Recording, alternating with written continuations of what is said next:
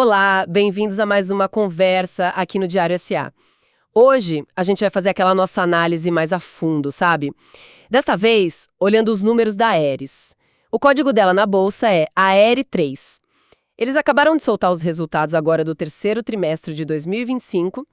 Bom, para quem talvez não acompanhe tão de perto, a Aeris é uma peça-chave no mundo da energia eólica, né? Eles fabricam aquelas pás enormes para as turbinas.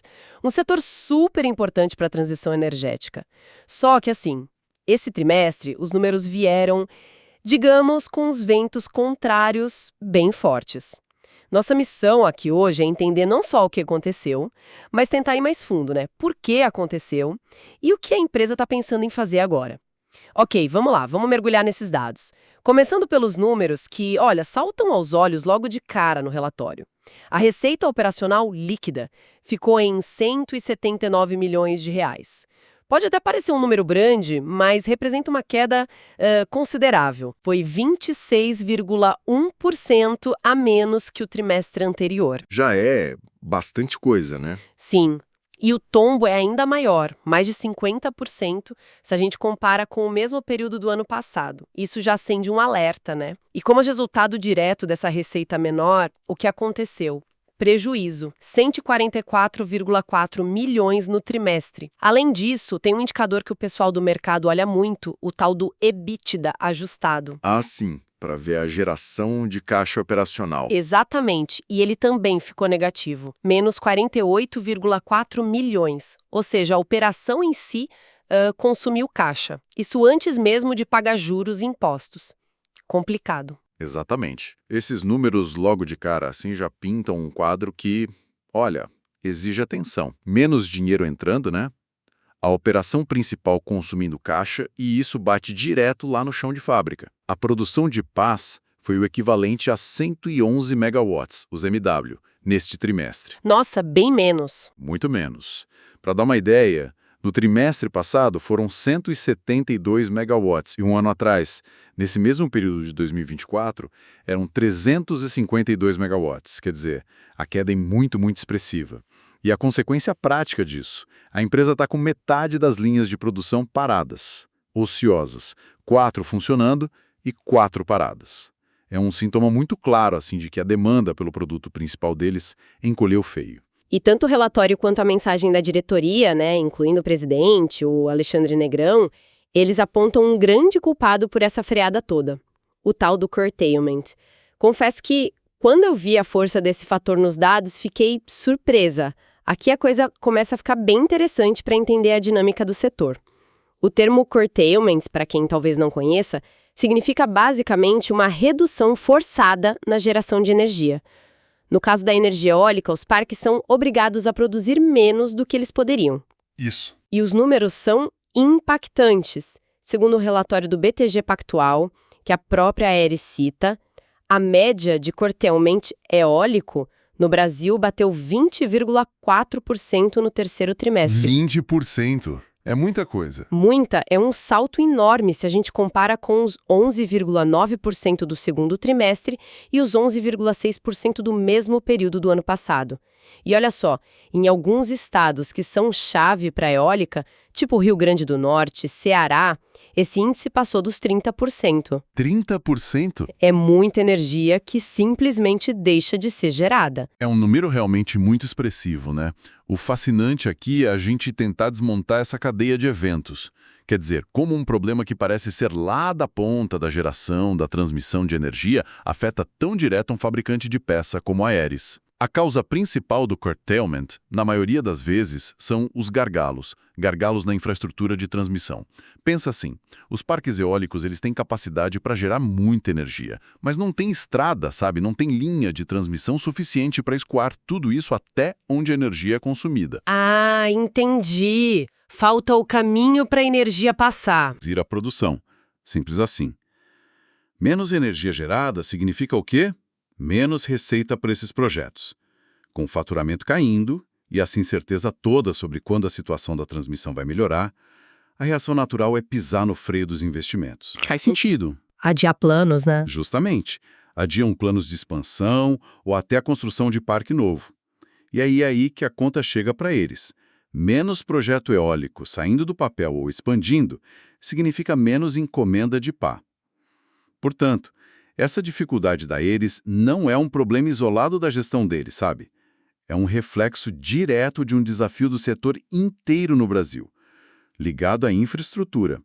A ociosidade forçada lá nos parques acaba gerando ociosidade na fábrica aqui. Uma coisa leva a outra. Nossa, faz todo sentido essa conexão. E quando a gente olha a receita da Aeres mais de perto, essa dinâmica fica muito clara mesmo.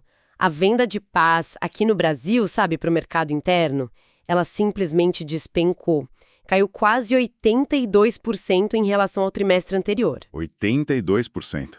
É brutal. Brutal, mas por outro lado, a história foi bem diferente nas exportações. As vendas de pás para fora do país, elas ficaram praticamente estáveis comparando com o segundo trimestre e acabaram tendo um peso enorme na receita total. Mais da metade, 51,6%. E tem mais um ponto que chamou a atenção positivamente: a área de serviços. Ah, manutenção, né? Isso, manutenção, reparo, inspeção nas pás que já estão instaladas.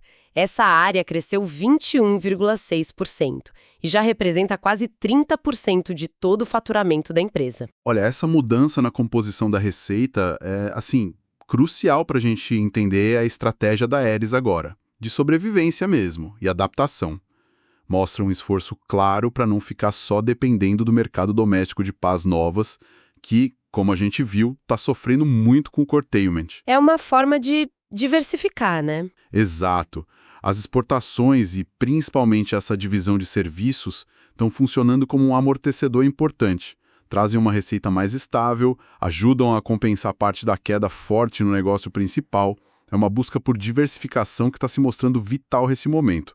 Agora, se a gente olha a linha de custos, de margens, a situação também foi apertada. A margem bruta... Que é aquela que compara a receita com o custo direto para produzir, né? Isso. Ela ficou negativa, menos 2,8%. E significa que, na média, o custo para produzir as pás foi maior que o preço de venda neste trimestre. Basicamente, duas razões principais para isso. A primeira, a baixa produtividade, que a gente já falou, com metade das linhas paradas e as outras rodando com volume baixo, os custos fixos da fábrica, aluguel, parte dos salários, depreciação das máquinas, eles são divididos por menos pás. Aí o custo por pá aumenta. Entendi, o custo fixo pesa mais. Pesa mais. E o segundo fator que pesou na margem bruta foi um descasamento de tempo. No reconhecimento de um benefício fiscal importante para a exportação, o drawback. Ah, o drawback. Aquele que isenta imposto de insumo importado se o produto final for exportado. Esse mesmo. De forma simples é isso. A Aeres explicou que atendeu uma demanda extra de exportação no trimestre, mas, por questões de prazo, de burocracia do regime, não conseguiu registrar o benefício fiscal correspondente a esses embarques dentro do mesmo período contábil, do terceiro trimestre. A expectativa deles é que esse efeito negativo seja revertido aos poucos, nos próximos trimestres, conforme eles consigam alinhar os embarques com o reconhecimento dos créditos. Mas, neste trimestre, impactou a margem para baixo. Uma questão contábil fiscal temporária, então. É o que eles esperam. Além disso, para piorar o resultado final, o prejuízo líquido ainda teve o impacto de algumas despesas que eles classificaram como não recorrentes. Quer dizer, eventos que não são do dia a dia normal da operação e não devem se repetir sempre com essa força. Teve 28,4 milhões ligados a uma regularização do próprio drawback. A empresa teve que nacionalizar insumos que tinham sido importados com isenção, provavelmente porque não foram usados na exportação como era previsto no começo. Ah, tá. E teve mais 11 milhões de perda de deságio na venda de créditos acumulados de CMS. Às vezes, por causa da complexidade dos impostos estaduais, as empresas acumulam esses créditos e preferem vender no mercado com desconto para fazer caixa mais rápido. Entendi. São eventos pontuais, mas que pesaram bastante no resultado final. Pesaram. Juntando tudo, a gente vê que a situação operacional já estava difícil pela demanda baixa, mas esses eventos pontuais, fora da operação normal, pioraram bastante os números que foram reportados, como o EBITDA e o prejuízo. Entendido. Então, a margem sofreu com a fábrica mais vazia e com essa questão fiscal do drawback, e o resultado final ainda levou essa pancada desses itens extras. Falando em financeiro, sempre vem a pergunta da dívida, né? Especialmente em momentos assim mais difíceis. A dívida líquida da Aeris fechou setembro em 1,72 bilhão. É um número que assusta um pouco à primeira vista, não? Como é que a empresa está lidando com isso? É um número elevado, não tem como negar. E representa um aumento, cerca de 95 milhões de reais a mais do que no final do segundo trimestre. A dívida cresceu um pouco. No entanto, o ponto mais crucial aqui, e que a empresa fez questão de destacar, foi que eles concluíram, lá em maio desse ano, a renegociação de quase 90% das dívidas bancárias. Ah, isso é importante. Muito importante. O grande objetivo e a principal conquista dessa renegociação foi alongar os prazos de pagamento. Basicamente, empurraram os vencimentos mais para frente. Isso dá um respiro para a empresa, mais tempo para ela se recuperar. Imagino que tire uma pressão enorme, né? Enorme. Essa renegociação foi fundamental para atravessar esse período mais turbulento. E uma consequência direta muito importante foi a suspensão daquela exigência de cumprir os covenants financeiros trimestrais. Aquelas metas financeiras dos contratos de dívida. Exato. São regras contratuais geralmente ligadas a indicadores como limite de endividamento, geração de caixa, que as empresas precisam cumprir. Se não cumprem, podem ter penalidades ou até a dívida vencer antes do prazo. Ter essa obrigação suspensa tira uma pressão gigantesca de curto prazo da administração. Foi um movimento chave. Contudo, a história da dívida não está 100% resolvida, Ainda tem uma negociação rolando com o BNDES. É sobre uma parte da dívida que venceu agora em agosto de 2025 e outra que vence em 2026. Tudo junto dá uns 107 milhões de reais, contando principal e juros. A Aeris diz que espera concluir essa negociação específica até o final de 2025. É algo para ficar de olho. Certo. E a situação do caixa? Pois é, esse é outro ponto que precisa de monitoramento. A empresa terminou o trimestre com um caixa livre que a gente pode considerar relativamente baixo, 29,4 milhões de reais. E o fluxo de caixa das operações, como a gente já viu pelo EBITDA negativo, consumiu dinheiro. Foi negativo em 21,1 milhões no período. Isso levanta uma questão importante, né? Por quanto tempo a empresa consegue aguentar esse consumo de caixa até que o mercado melhore? O reperfilamento da dívida foi essencial, comprou tempo para eles. Mas a volta da lucratividade e principalmente da geração de caixa operacional positiva é vital para a sustentabilidade no longo prazo. Entendi.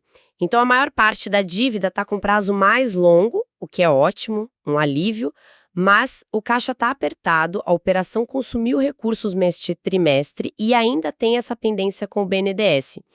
Diante desse quadro todo, que é complexo, receita caindo, prejuízo, problema do curtailment batendo forte no mercado principal, dívida alta mais reperfilada, qual a estratégia da Aeris daqui para frente? O que eles sinalizaram? Pelo que a gente viu no relatório, a estratégia parece se apoiar em alguns pilares. O primeiro, que foi essa renegociação da dívida, já está em grande parte feito. O segundo, essa diversificação de receitas, que a gente já comentou bastante, um foco forte em aumentar a participação de serviços e manter ou até crescer as exportações. E o terceiro pilar é a internacionalização. Buscar mais contratos em outros mercados, como América do Norte, Europa, lugares que talvez estejam num momento melhor ou com menos desses problemas de gargalo de infraestrutura. A mensagem geral que eles passam é de tentar atravessar essa tempestade, essa fase ruim, preservando a capacidade de produção, a saúde financeira, para estar pronta para aproveitar um possível novo ciclo de expansão do setor eólico. Eles acreditam que esse novo ciclo pode começar a partir de 2026. Parece bastante lógica, né? Prudente, eu diria, dado o cenário atual. Reduzir a dependência de um único mercado, o doméstico de pás novas, que está sofrendo com fatores externos como curtailment, e fortalecer outras fontes de receita como serviços e exportação é uma gestão de risco inteligente, né? Faz todo sentido. A aposta na internacionalização também, buscar outras geografias onde a dinâmica do mercado eólico possa ser diferente. Parece um plano coerente. Parece. Agora, é importante ter os pés no chão aqui. Essa perspectiva de recuperação a partir de 2026 é a visão da Aeris, claro. mas ela depende muito de fatores que estão fora do controle da empresa. O principal deles é a solução, ou pelo menos uma melhora significativa dos gargalos de transmissão aqui no Brasil, que causam curtailment. Sem isso, a demanda doméstica por pás novas dificilmente vai voltar aos níveis que a gente via antes.